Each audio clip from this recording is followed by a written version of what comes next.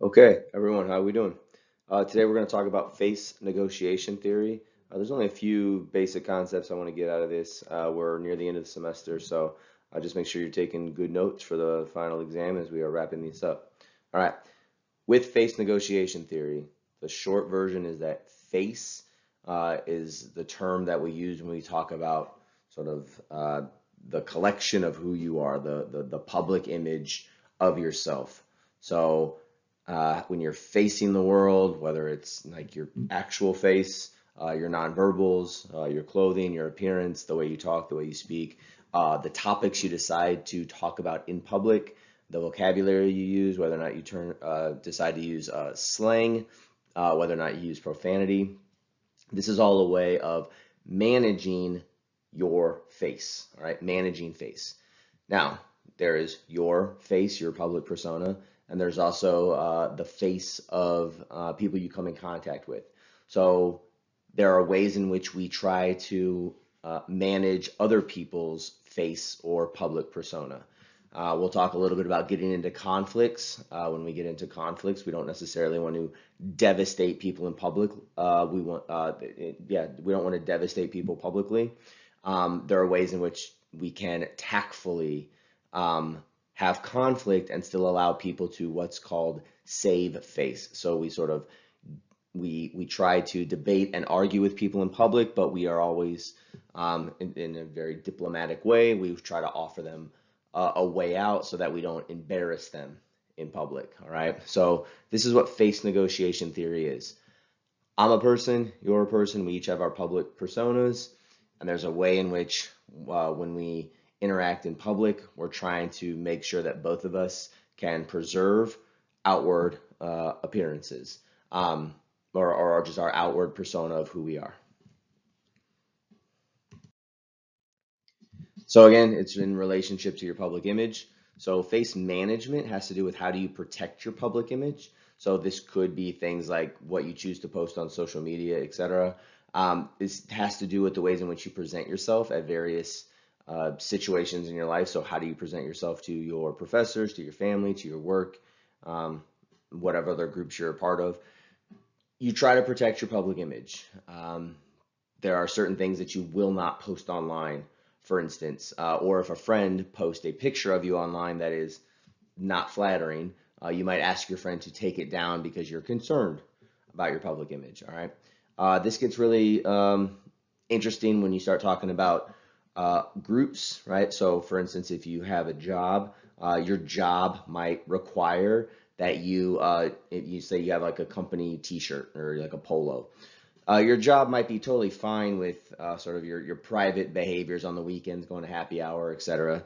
But they might say, like if you decide to go out, don't wear company shirts at the bar because someone's going to take a picture of that. They might take it out of context, even if you're acting appropriately.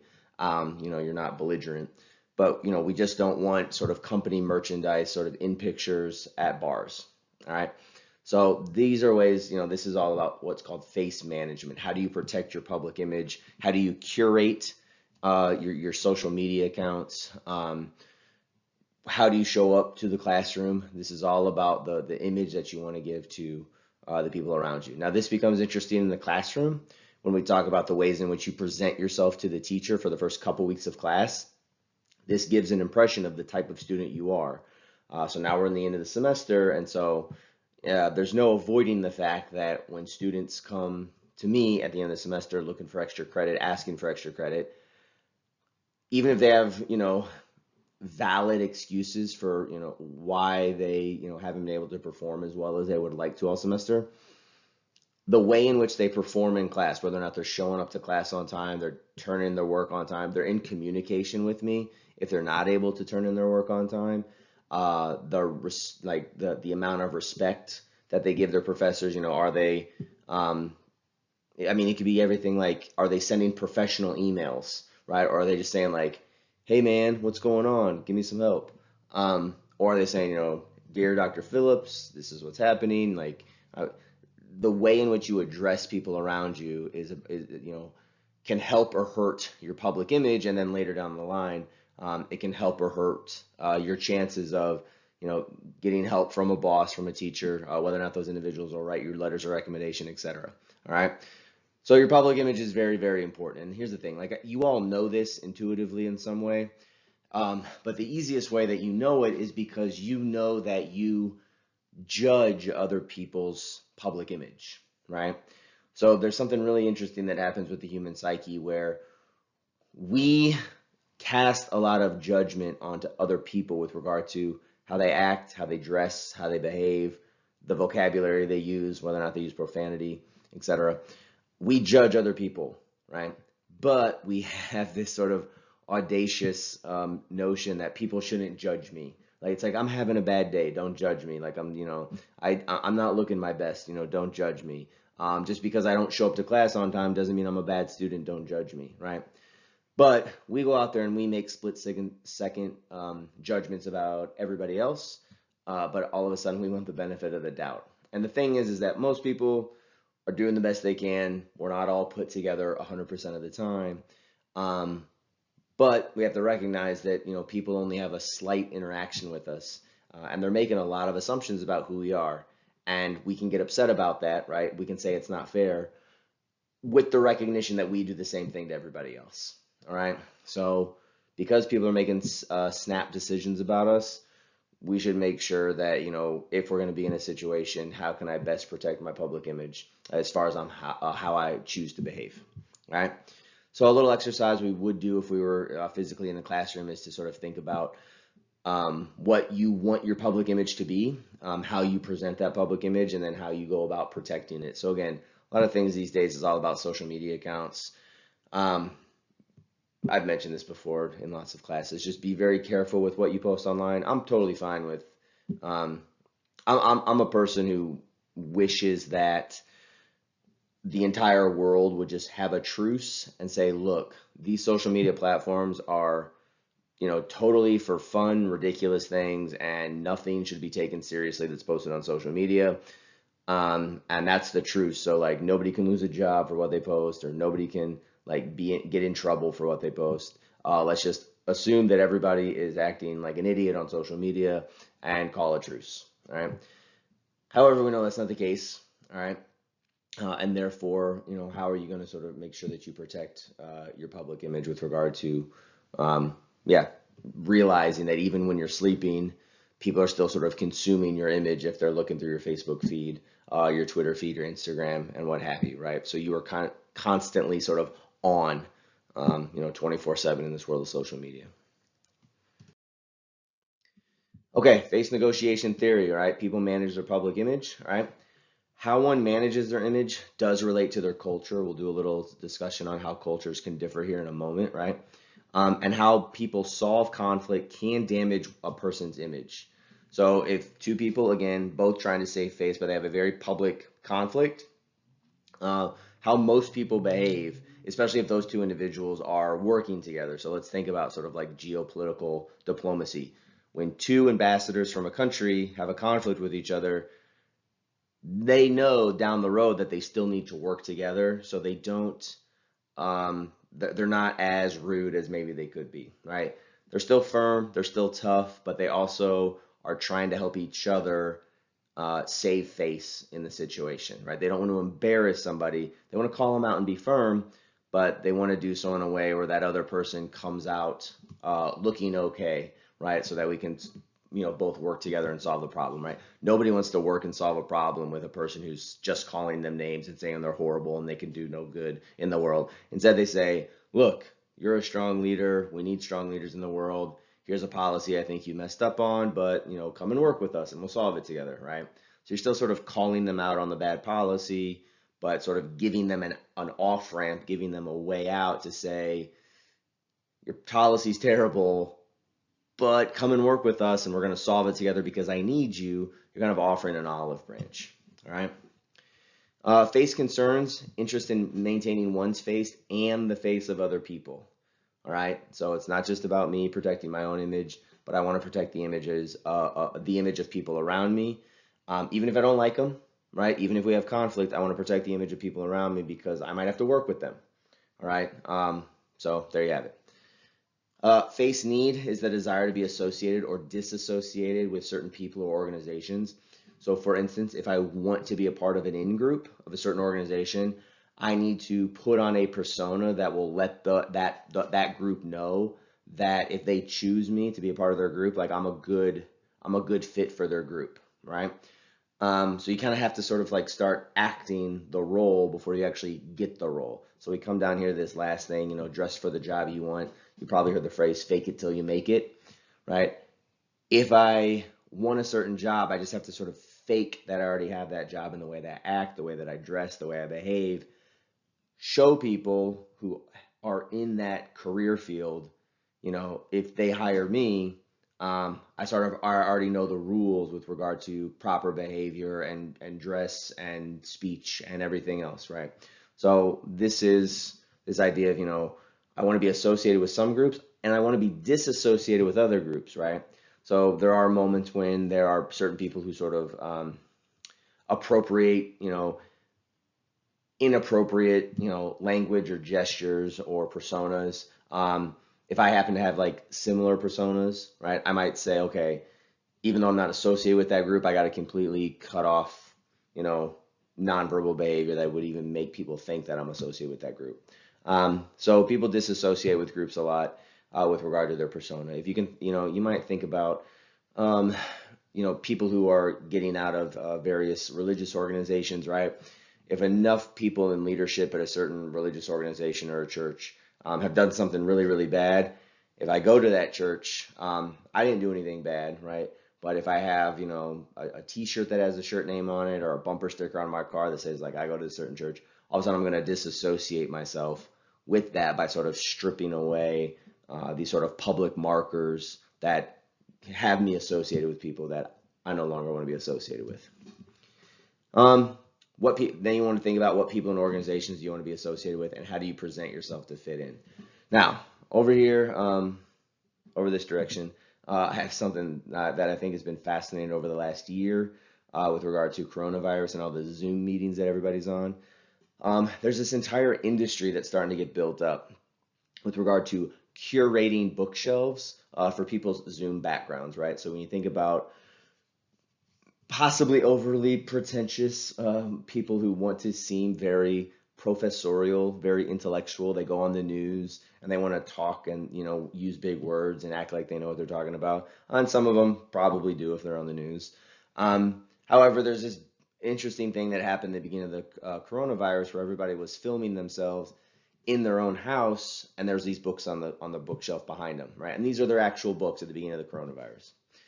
People started to get, there were some major incidents where people would start getting publicly shamed online because, they'd be like, Dr. Phillips was on TV and did you see that book like on his shelf? That book is a bad book and I can't believe he would look at that book or have that book in his collection, right? And then people would come out who would get publicly shamed and they say, look, I have lots of books on my shelf. Some of them you're probably going to like, some of them you aren't going to like. There's books I have on, like personally, like there's books I have on my shelves that I don't like, right?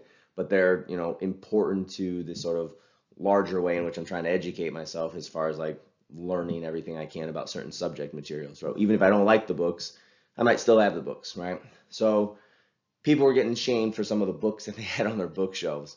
So this whole industry popped up, and I can't believe like this is an actual job that exists now, where you can get professional curators to come in and arrange your bookshelves for you, right? And they can do it in a couple ways. One, they can come into your house and they can say, okay, show me all your books, and we'll put them in, a certain order to like make it look like you're very, very intelligent, right? All of your, classic books, we're going to make sure that they're over your right shoulder or whatever it is, all right?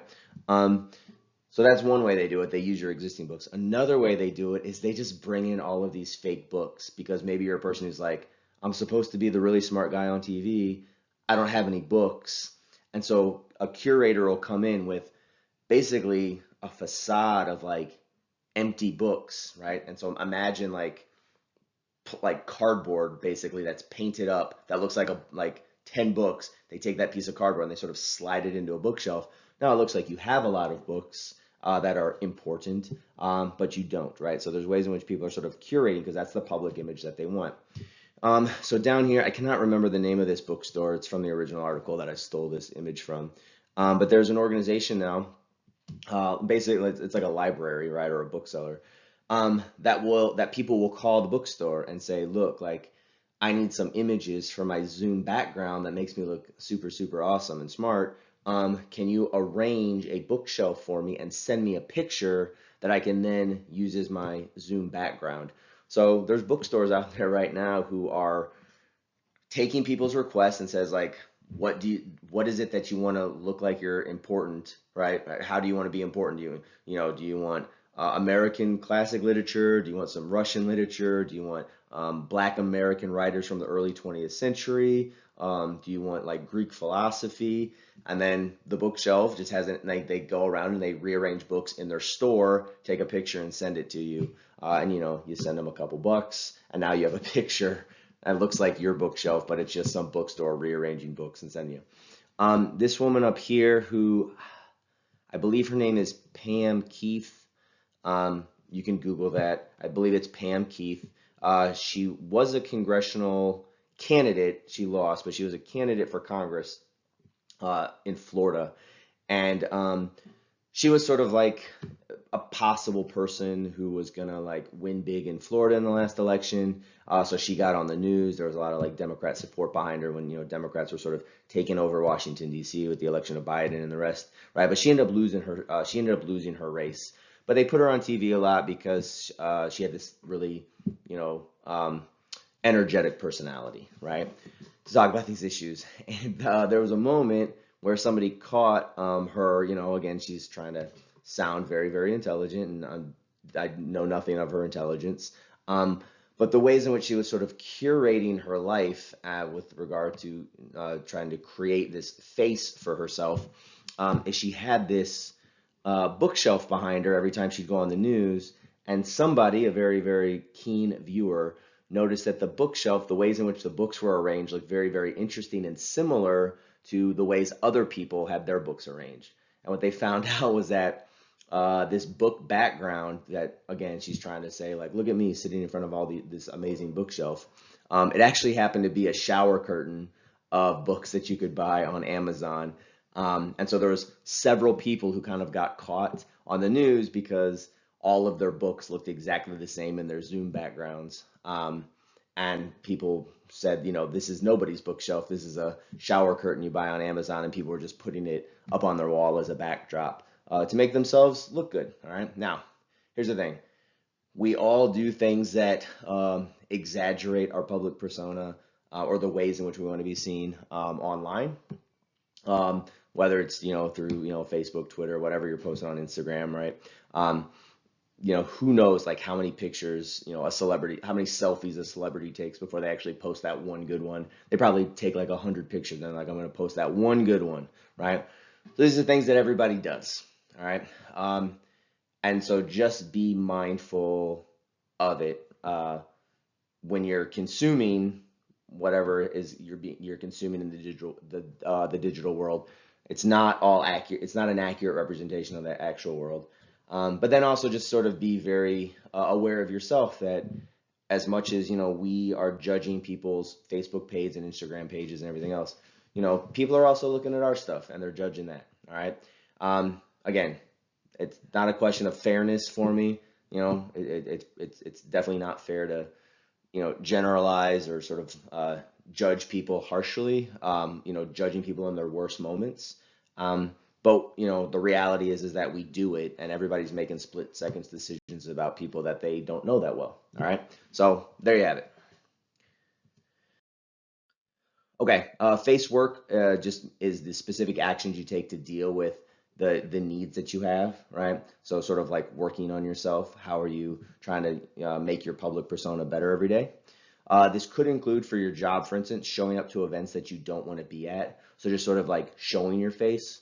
So there's ways in which everybody does this in a professional world. You don't want to be the quiet person that nobody knows their name in the company because you might get overlooked for promotions. So there's going to be moments when, you don't have to go to every holiday party and every happy hour, but every once and again, you might feel the pressure to, just show up for a happy hour, even if you don't want to be there, right? Just sort of like showing your face to let people know I am a part of this in group. I want to be a part of this in group. So yeah, there's all these little ways in which you have to perform. You have to perform this persona, even if you don't want to. If you kind of want to keep getting ahead in the company. All right, tact face work is just this idea of, do you respect other people's autonomy? So do you allow other people the flexibility to kind of curate themselves, like give people a little bit of room, right? Again, realize that we're all kind of struggling with, what image do we put forth in different situations? And so you're just sort of allowing other people to also do similar things for themselves. And then solidarity face work. So this pertains to groups. So accepting others into your group. So the entire group has some sort of persona, right? So this is, if you have a group of, let's say, 10 people in a company, 10 people at a certain level within a company, those 10 people might need to have some cohesion. So not only do I need to have a good public reputation, sort of like with my boss, but I also need the other people in my group to pull their weight so that as a group we look really good. All right. You might see this kind of work on like sports teams. I know I use a lot of sports team stuff, but imagine you have a group of like 20 kids that you're coaching, right? You have 20 athletes, and it's like that one kid isn't working hard, right? The captains on the team, their job is to make sure that that one kid who's slacking off works harder, because the whole team wants to send a good message to the coach so that the coach doesn't make them, run extra sprints, right? So coaches do this all the time. Like if one kid messes up, it's like, we're all going to do push-ups. We're all going to run sprints. If one person's complaining, so the solidarity with the team, apart from the coach, the team's job is like, hey, everybody, let's make sure that we're working hard so that the coach doesn't, make us do extra laps. Diversity across cultures. Different cultures have different standards for face work and management. So, yeah, some cultures are more confrontational, right? Everybody wants to save face, right? And everybody wants to make sure that we're all sort of moving together in a way where people have some sort of autonomy over face. But different cultures do it differently. So this is a quote from the textbook that I used to use, right? And this was a quote from a student, an international student, as they were doing this research. And what this student said was, coming from China, we are very concerned not to make others feel bad, so we try to stay clear of conflict, right? So again, face work isn't just about protecting myself, but it's also making sure that other people are protected as well, right? And again, doesn't mean that you don't have disagreements. It's just that you want to have a disagreement in a way where that person is still welcome. You want to give them an avenue to still be sort of welcome back into the group or into a similar space. You always want to make sure that people have a way to get back onto good terms with you, right? And if you just sort of go at them extremely hard, even if you open up a door, they're gonna be like, well, I'm glad you opened up that door, but I have no interest in talking to you ever again, because you disowned me in such a very public, terrible way that I don't want to be associated with you. All right. There are cultures that are more individualistic or more collectivist. It's on a spectrum, right? So it's not like we have individualistic cultures and collectivist ones. It's sort of like you're either more or less, depending on what culture you're from. So the book has this ranking system based on some research. The U.S. is extremely individualistic. Japan is a mix in the middle, and then you have places like Guatemala, which are more collectivist. And all this means is that with regard to the face saving situations, is that, for instance, in the United States, if I do something that is terrible, or I don't pull my weight, or I'm not succeeding in life, it looks bad on me, right? But we don't take in the United States, we are less likely, let's say, we don't take all of that, of, Josh screwing up, and say, gosh, his parents are horrible, his family's horrible, his grandparents are terrible, his siblings must be awful as well.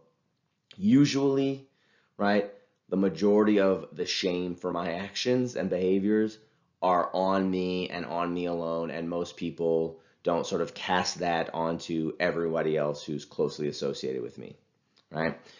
At the same time, we do similar things with success, right? So if I have a lot of success, people usually talk about Josh's success. They don't say, Josh's success as part of, the success of the Phillips family, right? We don't use sort of those larger collective terms, okay? That's not true in all cultures. Some cultures that are more collectivist, right? Again, not 100% one way or another. But if somebody succeeds, it's more immediately seen as a success for the family.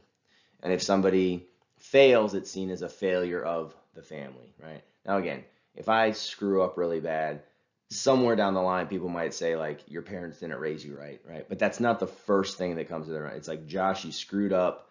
And then later down the line, they might question, the parenting habits of, my parents, right? In other cultures, people almost, they more quickly get to this place of, Josh's failure, is, connected to like the family in general is failing, right? Or my success is like the family is succeeding, right? So it just depends on like what do we place primary concern on. Okay. Um, so with regard to the U.S., cultures are different with regard to where they place importance, or what sort of values they place importance on. And so when you do have conflicts, or like differences across culture, sometimes those differences are highlighted. What they highlight the different values that different cultures have, or the primary, what values people place primary importance on. So, for instance, in the United States, things like personal liberty, right, my ability to do what I want, and free speech they're very, very unique. So, if we're having some sort of conflict over free speech, let's say that I say something that is critical of another culture's religious practices, right? So you have this conflict, and if we place the importance on the American values first, people in the United States are more likely to say like, no, like Josh has free speech to critique religions, even if to critique. I'm not saying being hateful, but just generally critique them, right? When we get into like just like hateful, bigoted language, it's place that aside for a second. But if I'm just sort of being very critical of religious practices, in the United States, we might say, well, we're having a conflict, but Josh has the right to say this. In another culture, they might say, no, like Josh's right to free speech, is not as important as not disparaging whatever sort of cultural religious practices we have. All right. So sometimes this causes conflict between two various cultures or people from different backgrounds with regard to their cultural upbringing. Not because those individuals can't reach some agreement, but because the ways, the rules that we are conducting the argument in, we place different primary concerns first, right? So I might place free speech first, and someone else might say, no, like not disparaging religion is first, and your free speech, doesn't trump that. And I'm like, no, my free speech is absolute. So we're fighting up here over a value question, and we actually have different values, and so that can make it difficult. All right, you do need to know these for the exam. So with regard to managing conflict, and I'll make this quick. First thing we can do is we can just avoid it. We can just stay away from conflict. Obviously, the long-term downfall of this is that the conflict is never resolved. It's going to pop up every 6 months. We're going to have a heated argument about it, and it's not going to get solved. So you and your significant other, are arguing about, chores, household work. One of you just decides like, fine, I'll just do the dishes. I'm not going to argue about it anymore. 6 months from now, that conflict's going to come back up because you've never addressed it. All right. So you could just avoid the conflict. It's a way. It's an avenue you can choose. It's probably not very successful, but it's an avenue you can choose. All right. You can oblige, right? Obliging is which means that you are constantly you're the person who's trying to satisfy other people. So if there's a conflict, you're the one who's just caving all the time and saying, fine, I'll, satisfy the other person's needs. It's not that big of a deal. The problem with this is that eventually it becomes a big deal. All right, it becomes a big deal. If you're constantly you're constantly obliging the other individual, they might just think you're being very, very nice, right?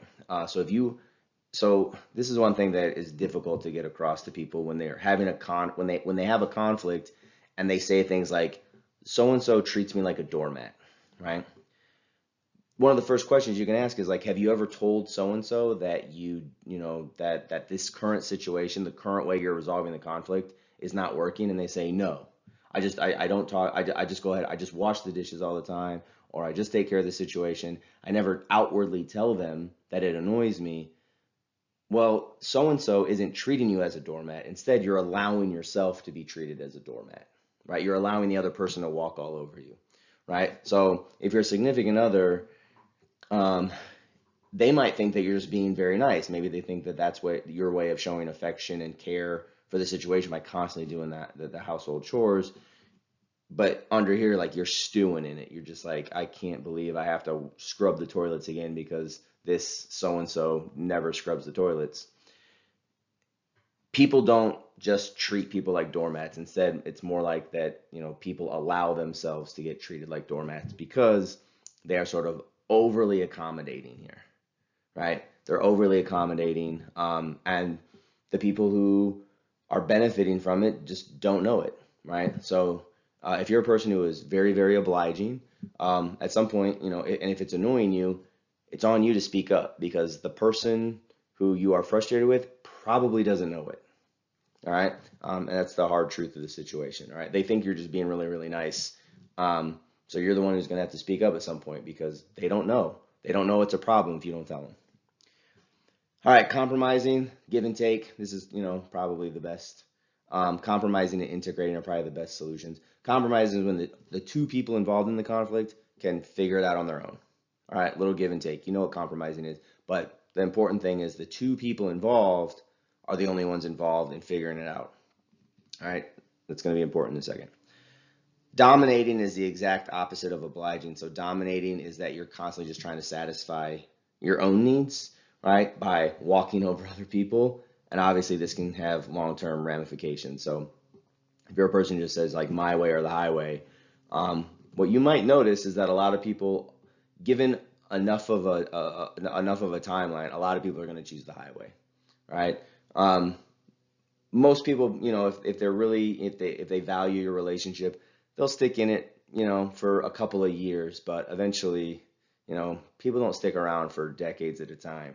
If you're a person who's constantly dominating, all right? So a dominating and obliging are different sides of the same coin.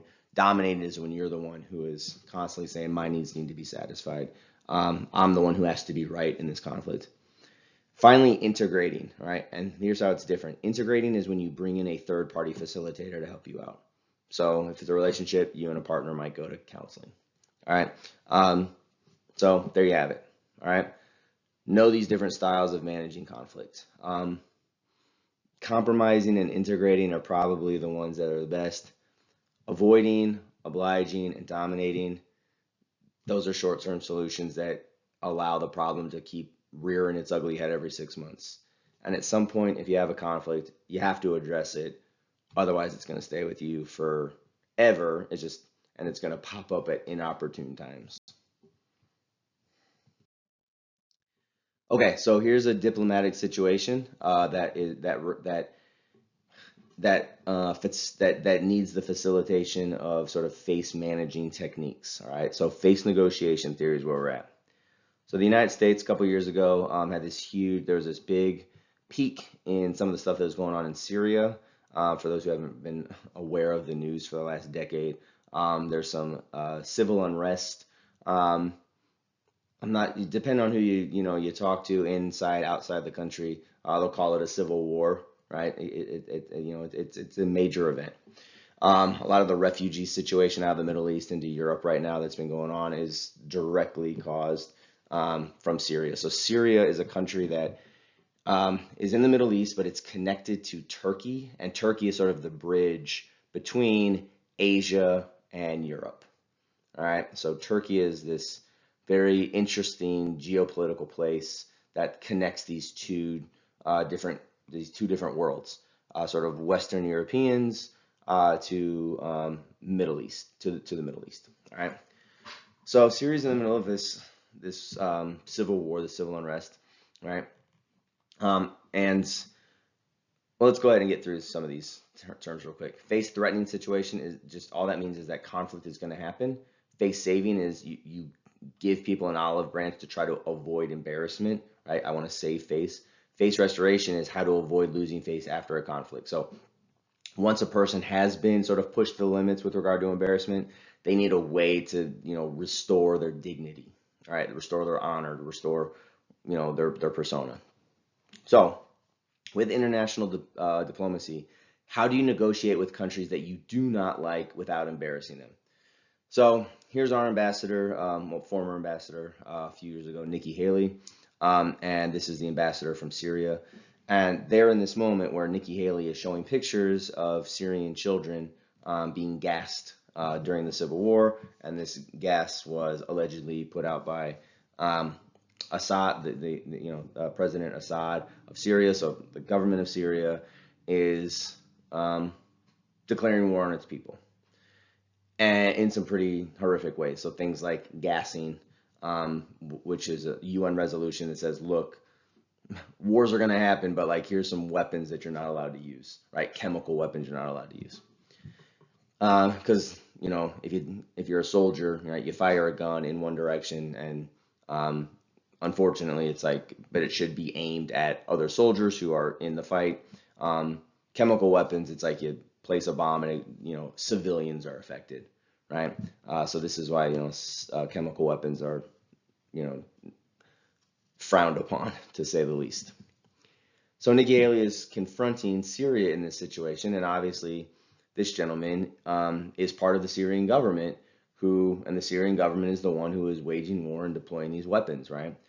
So Nikki Haley has to be very, very stern with this individual and say, look, like you are releasing chemical weapons and you are maiming your own people, and this is not acceptable. And she has to give a very firm, fiery speech to say, like, stop this. Like, this is not acceptable.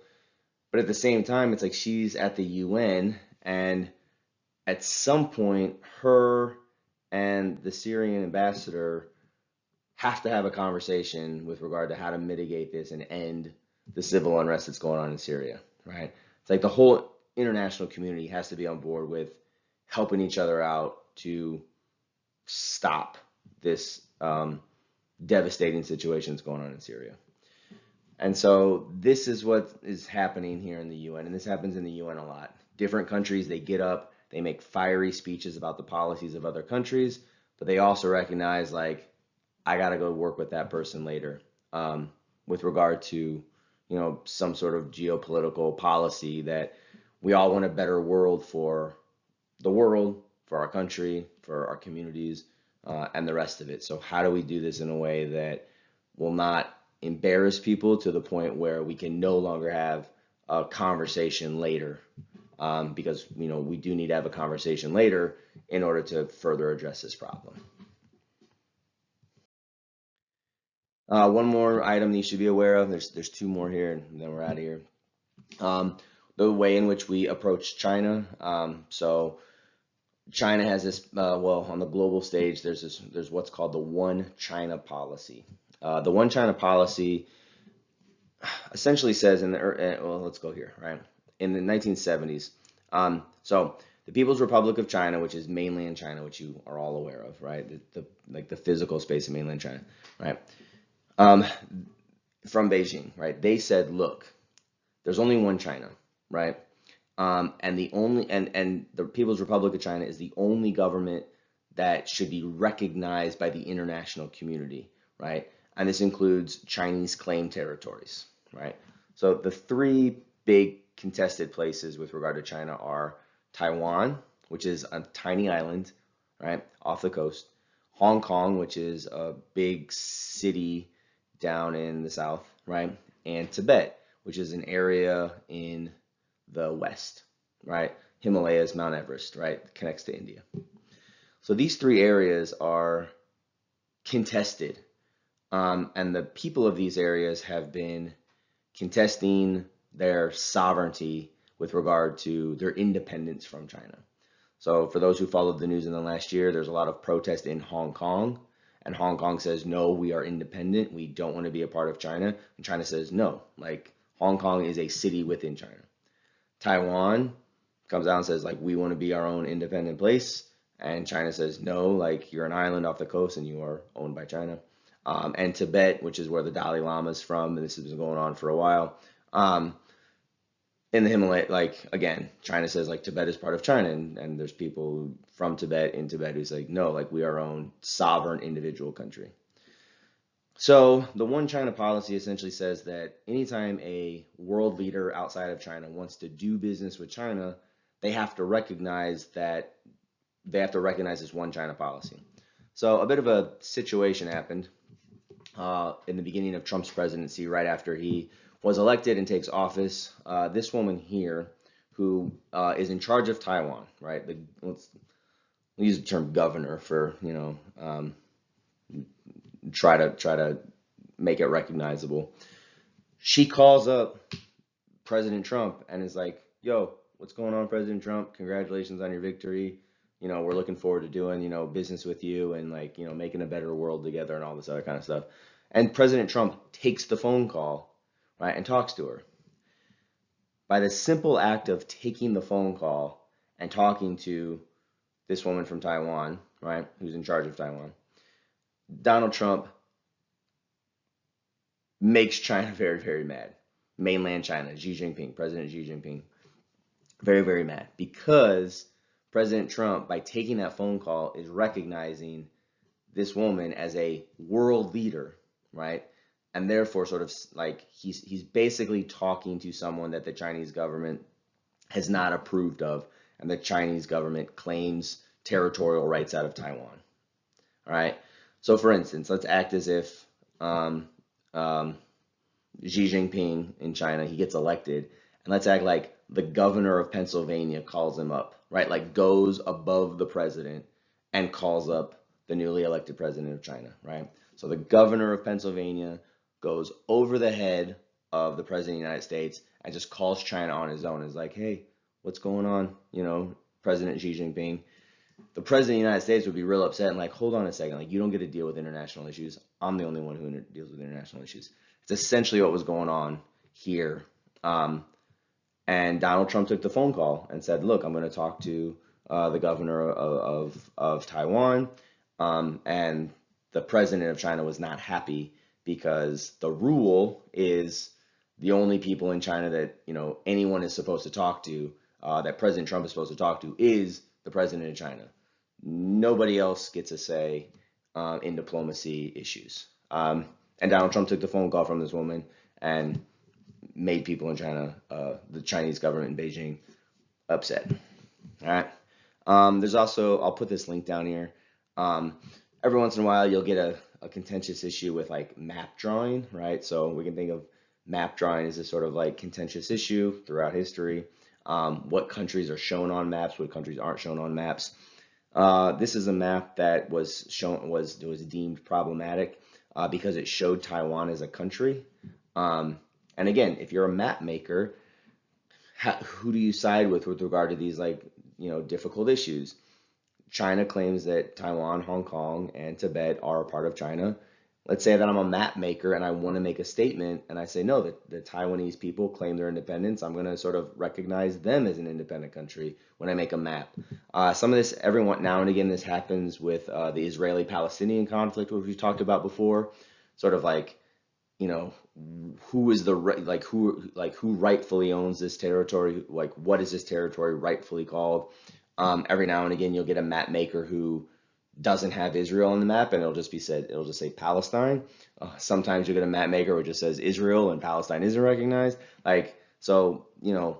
Borders are always shifting. And so if your answer is like, well, just make the map however the UN recognizes it, the problem is that not everybody in the UN agrees with regard to who should be sovereign and where lines are drawn on a map, right? So lines being drawn on a map can cause a lot of contentious diplomatic issues with regard to when various countries are talking to each other and how they're talking to each other, and who they sort of recognize as official leaders of certain territories, especially if those territories are those territories are sort of like in these conflict areas, or they're being disputed, right? Who rightfully owns such and such land. causes problems all the time. Okay, and finally, the annexation of Crimea. This happened in 2000, a little before 2012. So, no, I'm sorry, it happened in 2014. But this was under President Obama. So long story short, this place right here, Ukraine, which is kind of covered up by this white part, right? This is the country of Ukraine, former country in the Soviet Union. 1991, the Soviet Union falls, and Ukraine becomes an independent country, obviously, and Crimea becomes a part of Ukraine. Crimea is this red land mass here that is sort of connected to Ukraine. Over here, it's kind of connected to Russia, but as you see, it's in the middle of the Black Sea, which makes it very, very important for international trading, right? Lots of boats can get to it, which is important if you're going to try to import, export goods. So Crimea is an important place because it's strategically somewhere where people want trade routes, right? If I own it, I don't have to pay tariffs on it, right? That's the big thing. If I own the land where that merchandise first gets, I'm in charge because now I'm the one who gets to distribute the goods. All right. So in 2014, Ukraine was in some political unrest sort of within their own country. Russia took advantage of this, and Russia was like, hey, Ukraine is kind of falling apart right now. Their government's in disarray, and nobody's really in charge. Nobody's really in charge. The military's kind of trying to figure things out. So while Ukraine is in this sort of civil unrest situation, Russia comes in and was like, we're just going to take Crimea back. They just took it, right? This is what the term annexation means. It means just like taking, the taking of land, right? Without the approval of the people who currently own the land. Like, we're just going to annex this territory, right? So Russia moved in, they took Crimea. And it wasn't disputed, and it really couldn't be disputed because, again, Ukraine was in the middle of its own infighting, and they didn't have the resources or capabilities to send troops down there in an organized fashion or to defend their land. Right now in the news, there's some talk that possibly, right, Russia might try to even take back more of Ukraine, right? So there is some military tension on the border of Ukraine and Russia. There's some talk right now that Russia might try to make a move to take some more of this land back. And again, Ukraine's important because this big mass along the bottom of Ukraine is all along the Black Sea. It's closer into Europe. Obviously, Europe is a hotbed for like selling merchandise, also a hotbed for selling oil and natural gas and resources and the rest of it, right? So if Russia wants a foot in Europe with regard to energy, they want to be closer to Europe, and Ukraine sort of gets them closer to Western Europe, France and England, and like Ukraine kind of, move towards where people are buying more energy and more of your goods and services. In 2012, candidate Mitt Romney first brought up Russia. He was laughed at. I mean, in 2012 he was laughed at, but since 2012, all the stuff we went through with Donald Trump and Russia and everything else, Mitt Romney was sort of proven correct. He's a senator now from Utah. But yeah, there's a lot of ways in which people look back and say, oh, okay, Mitt Romney kind of got this one right in 2012. Because Mitt Romney said, Russia's a major threat on the world stage. And everyone's like, Russia? What are you talking? We haven't talked about Russia since the 1980s. And then, a year or two later, Russia moves into Ukraine. They take over Crimea. We have all the stuff with some of the stuff going on with Donald Trump throughout his presidency. So Russia has become a major problem in the last 10 years that nobody except Mitt Romney predicted in 2012.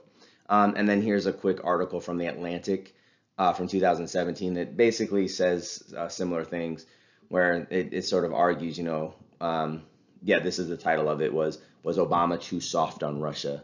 And so it makes this argument that, in the mid 2000s, Russia was making a lot of moves specifically to try to get back Ukraine, to reclaim territory. And President Obama was really involved with domestic issues like, Affordable Care Act, et cetera, that he ignored a lot of what he was not firm with regard to Russia. So Russia took Crimea and President Obama was like, didn't say anything, right? And everyone's like, you can't just let Russia go around and just take land masses out of Europe.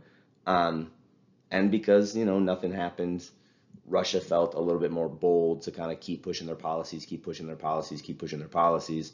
Yeah, and then we got into, the Trump era and some of the stuff you've heard with that regard. All right.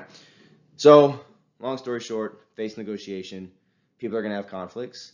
With regard to Crimea, President Obama was still trying to have a relationship with Russia. It's like, you can't take Crimea, but I also can't be so bold that we don't have a conversation anymore, because then we go back to the 1980s when there was a Cold War.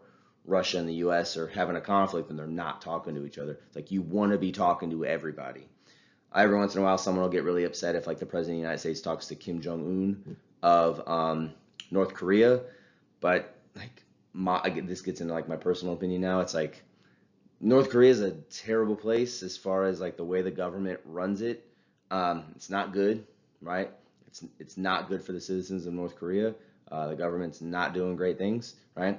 But it's like, you got to do diplomacy. Like, you want to keep the phone lines open. You don't just want to say, Kim Jong-un, you're a horrible person, and, we're never going to talk to you, because then you don't know anything that's going on. So it's like, every once in a while, it's like, you got to pick up the phone and talk to a horrible person who is a tyrant, who's a dictator, who is treating, his citizens like garbage. But the alternative is not talking to those individuals at all. So face negotiation theory is about having conflict in a way that continues to allow people avenues for